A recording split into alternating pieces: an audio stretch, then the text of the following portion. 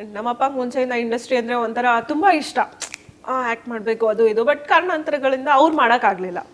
So ನನಗೆ ಈ ಥರ ಒಂದು ಚೈಲ್ಡ್ ಆರ್ಟಿಸ್ಟ್ ಆಗಿ ಆಫರ್ ಬಂದಾಗ ಆ ಮೂವಿ ಬಂದು ಚೋರಚಿತ್ತ ಚೋರ ಆಯಿತು, ರವಿಚಂದ್ರನ್ ಅವ್ರದ್ದು. ನಾನು ಅದರಲ್ಲಿ ಹೀರೋಯಿನ್ ಫ್ಲ್ಯಾಶ್ ಬ್ಯಾಕ್ ರೋಲ್ ಮಾಡಿದೆ, ಚಿಕ್ಕ ವಯಸ್ಸಲ್ಲಿ ಅವ್ರು ಹೆಂಗಿರ್ತಾರೆ ಅಂತ.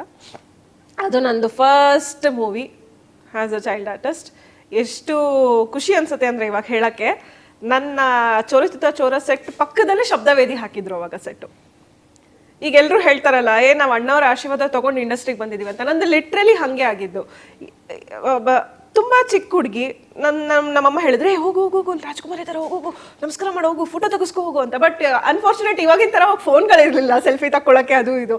ಸೊ ಅಲ್ಲಿ ಸ್ಟುಡಿಯೋದಲ್ಲೇ ಯಾರೋ ತೆಗೆದ್ರು and I could not even get that picture. ಆಮೇಲೆ ಫಸ್ಟ್ ನಾನು ಆ್ಯಕ್ಚುಲಿ ನಮಸ್ಕಾರ ಮಾಡಿದ್ದೆ ಅಣ್ಣವ್ರಿಗೆ, ಡಾಕ್ಟರ್ ರಾಜ್ಕುಮಾರ್. ಎಸ್, ಅದೇ ಪೊಲೀಸ್ ಗೆಟಪ್ಪಲ್ಲಿ ಇದ್ರು, ಅದೇ ಕಂಠೀರವ ಸ್ಟುಡಿಯೋದಲ್ಲಿ. ಸರಿ, ಎಲ್ಲರೂ ಫೋಟೋ ತೆಗೆಸ್ಕೊತಿದ್ರು. ನಾನು ಅಂಕಲ್ ನನ್ನ ಫೋಟೋ ಹಾಂ ಬಾಮ ಪುಟಾಣಿ ಬಾಮ ಅಂತ ಹಿಂಗೆಲ್ಲ ತಲೆ ಮೇಲೆಲ್ಲ ಹಿಂಗೆ ಹೊಡೆದು ಅವ್ರಿಗೆ ನಮಸ್ಕಾರ ಎಲ್ಲ ಮಾಡಿದೆ. ಸೊ ಅಷ್ಟೇ, ಅವ್ರ ಪಾಡಿಗೆ ಆಮೇಲೆ ಆ ಕಡೆ ಸೆಟ್ಗೆ ಹೋದ್ರು, ನನ್ನ ಪಾಡಿಗೆ ನಾನು ಈ ಕಡೆ ಆಟ ಆಡ್ಕೊಂಡು ನನ್ನ ಸೆಟ್ಟಲ್ಲಿದ್ದೆ.